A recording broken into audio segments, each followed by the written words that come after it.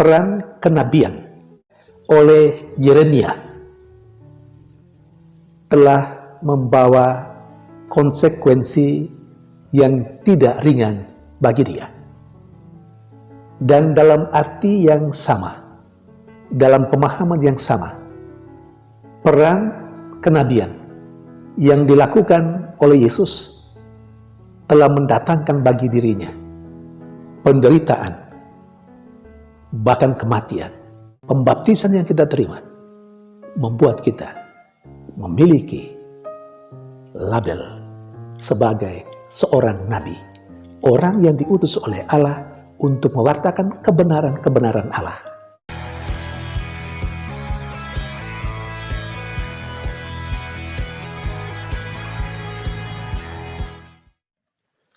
Berjumpa lagi dalam permenungan kita edisi Rabu 8 Maret 2023, Pekan Prapaskah kedua.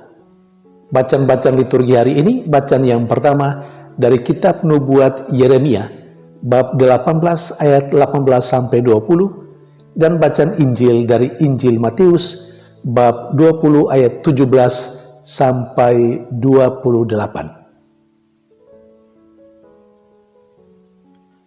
Peran kenabian yang dilakukan atau yang dimainkan oleh Yeremia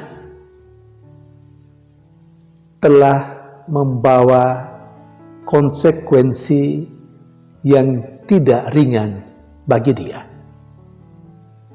Dan dalam arti yang sama, dalam pemahaman yang sama, peran kenabian yang dilakukan oleh Yesus telah mendatangkan bagi dirinya penderitaan, bahkan kematian. Saudari dan saudara yang terkasih, bacaan pertama hari ini menegaskan atau berbicara tentang pengaduan, keluhan Nabi Yeremia kepada Allah yang mengutusnya. Allah mengutus Yeremia sebagai nabi kepada bangsa Israel. Tugas kenabian pasti kita tahu, mewartakan kebenaran, mewartakan apa yang dikehendaki oleh Allah kepada orang-orang Israel. Dan sebagai seorang nabi, dia harus menyatakan kebenaran, baik dalam situasi yang baik maupun dalam situasi yang kurang baik, yang terkadang kemudian akhirnya mendatangkan konsekuensi penderitaan yang akan dialaminya. Terkadang sebagai seorang nabi, karena pewartaannya tentang kebenaran, akhirnya berhadapan dengan orang-orang yang tidak sependapat dan sepandangan dengan pewartaannya itu. Dia akhirnya berhadapan dengan kelompok orang yang memusuhi ataupun bahkan yang membenci dia. Tetapi itu merupakan konsekuensi, risiko dari pelaksanaan peran kenabian seperti yang dialami oleh Yeremia. Dan Yeremia mengadu kepada Allah. Yeremia menyampaikan apa yang dia hadapi kepada Allah yang mengutusnya. Dan yang luar biasa yang diadukan oleh Yeremia kepada Allah adalah sebuah pengakuan bahwa orang-orang Israel sebenarnya sudah mengalami kebaikan yang Yeremia lakukan bagi mereka. Yeremia sebagai nabi telah membela mereka, membela orang-orang Israel. Tetapi kebaikannya dibalas dengan kejahatan. Ada persekongkolan dari kelompok orang Israel untuk melawan dan tidak mendengarkan suara kenabian Yeremia.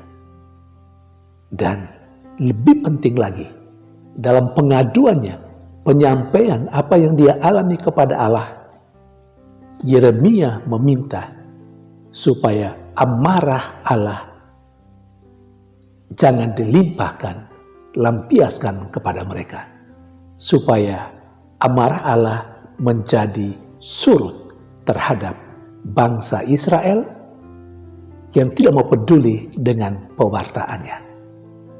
Saudari dan saudara yang terkasih, nampak sekali betapa luar biasanya sikap Nabi Yeremia.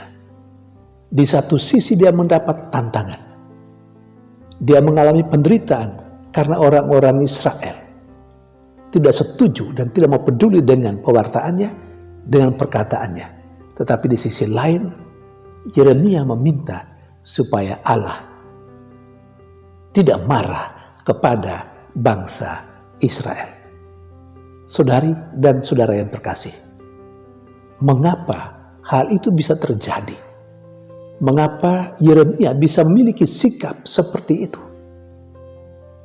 Hemat saya, Yeremia sebagai seorang nabi sangat menyadari bahwa peran kenabian yang dia lakukan mendatangkan bagi dia risiko atau konsekuensi bahwa dia akan dibenci oleh kelompok-kelompok orang yang mungkin tidak setuju dengan apa yang diwartakannya. Dia akan dibenci oleh kelompok orang yang tidak bisa menerima apa yang dikatakannya. Dan karena itu, Yeremia menganggapnya, kalaupun terjadi bahwa ada kelompok yang melawan dia, yang kecewa dengan dia, yang tidak suka dengan dia, dengan karya pewartaannya, dia tahu bahwa itu adalah konsekuensi. Dan sebagai konsekuensi apa yang dia alami itu membuat dia tidak, atau katakanlah itu tidak menjadi alasan bagi dia untuk mendoakan yang tidak baik bagi kelompok-kelompok orang yang melawan dia. Karena itu dia minta supaya amarah Allah surut terhadap mereka.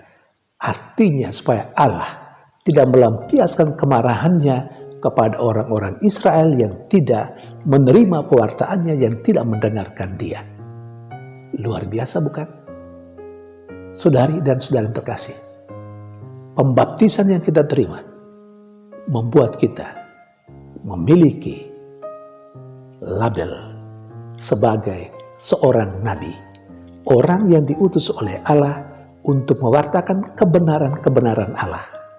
Dan ketika kita melaksanakan peran kenabian kita, jangan lupa kita harus tahu dan sadari bahwa kita akan mendapat risiko sebagai konsekuensi peran kenabian yang kita lakukan.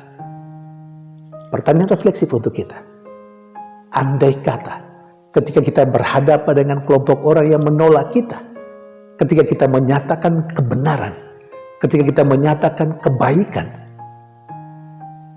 kalau ada kelompok yang mengecewakan kita atau yang melawan kita, apakah kita memiliki sikap seperti Nabi Yeremia yang memang boleh mengadu kepada Allah, tetapi dalam pengaduannya kepada Allah, Yeremia meminta supaya Allah tidak melampiaskan kemarahan kepada kelompok yang melawan kita.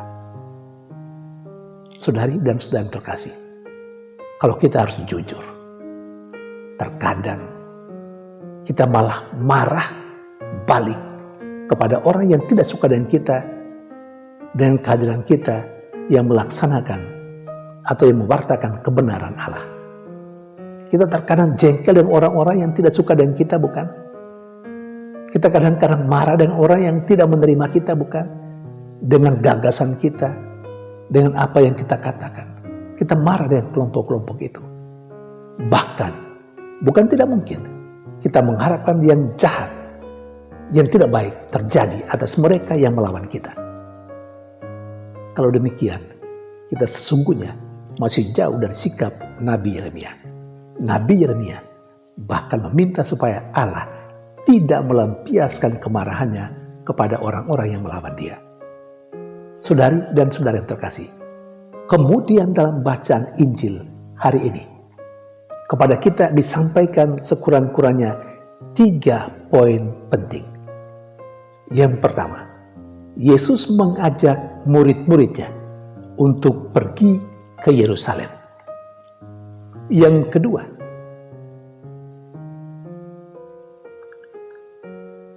ibu anak-anak Zebedeus meminta kepada Yesus supaya kedua anaknya kelak di kemudian hari dalam kerajaan Yesus, yang satu duduk di sisi kanan dan yang lain duduk di sisi kiri. Dan yang ketiga, Yesus menegaskan kepada para muridnya, siapa yang ingin menjadi yang terbesar harus menjadi pelayan, harus menjadi hamba. Saudari dan saudara yang terkasih, Yesus mengajak para muridnya untuk pergi ke Yerusalem. Yerusalem adalah simbol penderitaan. Ketika Yesus mengajak para muridnya untuk pergi ke Yerusalem, Yesus mau supaya para muridnya juga mengalami apa yang dia alami. Yesus menegaskan bahwa dia akan menderita, bahkan akan mati, tapi akan bangkit pada hari yang ketiga. Setiap orang yang mengikuti Yesus, mau tidak mau, suka tidak suka, mesti pergi ke Yerusalem. Dia harus mengalami penderitaan dan kesengsaraan untuk kemudian mengalami kemuliaan seperti Yesus sendiri. Kemuliaan kebangkitan adalah buah dari perjalanan ke Yerusalem. Kemuliaan dan kebangkitan, kebahagiaan adalah buah penderitaan, kesengsaraan, dan kematian. Karena itu, salib, penderitaan, kesengsaraan, bahkan kematian adalah hal yang hakiki untuk orang yang mengikuti Yesus. Karena setiap orang yang mengikuti Yesus harus seperti Yesus pergi ke Yerusalem untuk kelak kemudian boleh mengalami kebangkitan dan kemuliaan serta kebahagiaan. Yang kedua,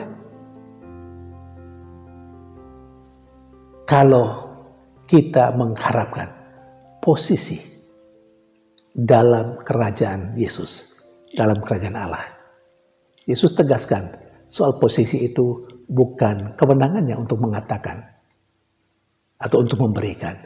Itu kewenangan Allah Bapanya sendiri.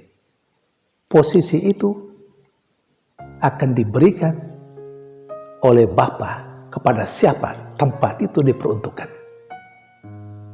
Yang paling penting bagi saya dan Anda adalah hidup dan mengikuti jalan-jalan Yesus. Harus meminum cawan yang diminum oleh Yesus. Harus mengalami kesulitan dan penderitaan supaya bisa meraih, merengkuh posisi yang terbaik dalam kerajaan surga. Dan yang terakhir, kita diajak oleh Yesus, kalau kita mau menjadi yang terbesar, yang terhormat, kita seharusnya menjadi pelayan dan hamba bagi semua orang. Kriteria ini berbeda dengan kriteria yang diberikan oleh dunia. Dunia memberikan kriteria yang terbesar, yang terhormat adalah mereka yang dilayani. Orang yang dilayani adalah orang yang terbesar, yang terhormat. Lain dengan kriteria Yesus. Mau menjadi yang terhormat, mau menjadi yang terbesar, harus mau melayani. Saudari dan saudara terkasih, semoga kita tidak saja mengharapkan kemuliaan dalam kerajaan Allah, tapi kita juga mau menderita seperti Yesus. Tuhan memberkati.